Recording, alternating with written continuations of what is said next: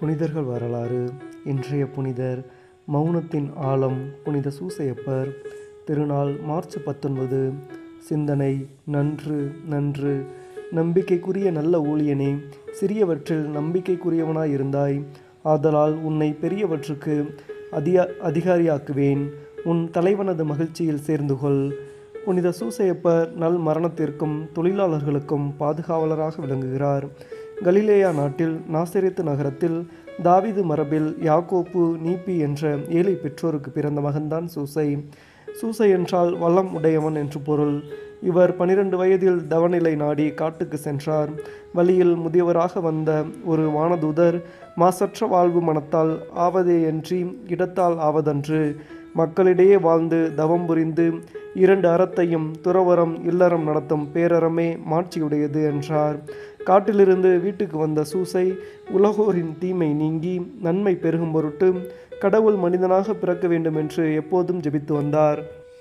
தாவீதின் மரபில் தோன்றிய மரி என்னும் மங்கைக்கு அம்மரபிலே தோன்றிய ஒருவரை திருமணம் செய்விப்பாயாக என்று சிமியோன் என்ற பெரிய குருவுக்கு இறைவன் காட்சியில் கட்டளையிட்டார். சிமியோன் தாவீது குல இளைஞர்களை திருக்கோவிலுக்கு வரவழைத்து ஒவ்வொருவர் கையிலும் ஒரு கோல் கொடுத்து ஆண்டவரை வேண்டினார். சூசையின் கையில் இருந்த கோல் பூத்து மனம் கமிழ்ந்தது. இறைவனின் வரம் புறா வடிவமாக சூசையின் தலையில் பொன்னொலி பரப்பியது.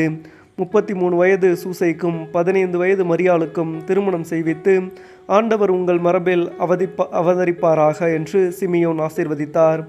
இருவரும் நாசரேத்தூரில் வாழ்ந்து வந்தபோது மரியாள் கருவுற்றிருப்பதை அறிந்த சூசை மரியாளை ஐயமுற்று பெருந்துயர் அடைந்தார். இறைவனை வேண்டினார். மரியாளும் கணவர் துயர் கண்டு இறைவனை அழுது வேண்டினாள். இருவரின் வேண்டுதலுக்கும் இறங்கி சூசையின் கனவில் கபிரியேல் தூதரை தோன்ற செய்தார் இறைவன். அவர் வாயிலாக மரியாள் மாசற்றவள், அவள் கருத்தாங்கி இருப்பது பரிசுத்த ஆவியாலே என்று சூசை அறிந்து கொண்டார். மரியாளை வாழ்த்தினார், மனமகிழ் எய்தினார்.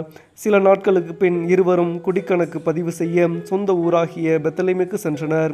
கூட்ட நெரிசலில் தங்க இடமில்லாததால் பெத்தலேகம் குகைக்கு சென்றனர். அங்கே இயேசு பிறந்தார்.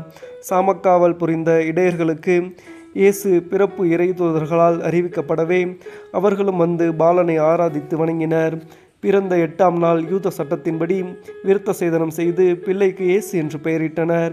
ஏரோது இயேசு பாலனை கொல்ல தேடிய போது குழந்தையை பாதுகாத்து காப்பாற்ற எகிப்து நாட்டுக்கு ஓடிப்போம் என்ற இறைவன் ஆணையை ஏற்ற சூசை பல இன்னல்களையும் பொருட்படுத்தாது உடனே இரவில் மரியாளையும் பிள்ளையையும் கூட்டிக் கொண்டு ஓடினார். ஏரோது இறந்தபின் கனவில் இறைவனின் ஆணை பெற்று திருக்குடும்பமாக இஸ்ரேல் நாட்டுக்கு வந்தனர். இயேசுவுக்கு 12 வயது. எருசலேம் கோவிலில் நடைபெற்ற விழாவுக்கு சட்ட முறைப்படி சென்றனர். மகனோ இயேசு அங்கே தங்கி ஞானிகளிடம் வேத சாஸ்திரங்களை தர்க்கித்து கொண்டிருப்பதை பார்த்து பூரிப்படைந்தனர். சூசை தன் தச்சு தொழிலை தொடர, மரியாள் தன் வீட்டு பணிகளில் ஈடுபட, இயேசு இருவருக்கும் பணிந்து இறை முன்னும் மனிதர் முன்னும் ஞானத்திலும் அறிவிலும் வளர்ந்தார். அருள் வரங்கள் நிறைந்த அன்னை மரிக்கேற்ற அன்பராக திகழ்ந்தார் சூசையப்பர்.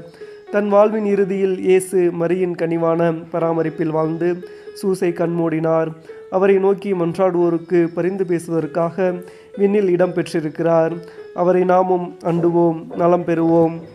இயேசுவை வளர்க்க பிறந்ததனால் இன்னல்கள் அனைத்தும் ஏற்றவரே, கன்னி மரியின் காவலரே, கற்பினை காத்திட உதவிடுவேரே, பொறுமை என்னும் நும் புண்ணியம் பூதலம் நாணச் செய்திடுமே, பாரில் நல் மரணம் அடைந்திடவே பரமனை எமக்கா வேண்டிடுமே. ஆமேன்.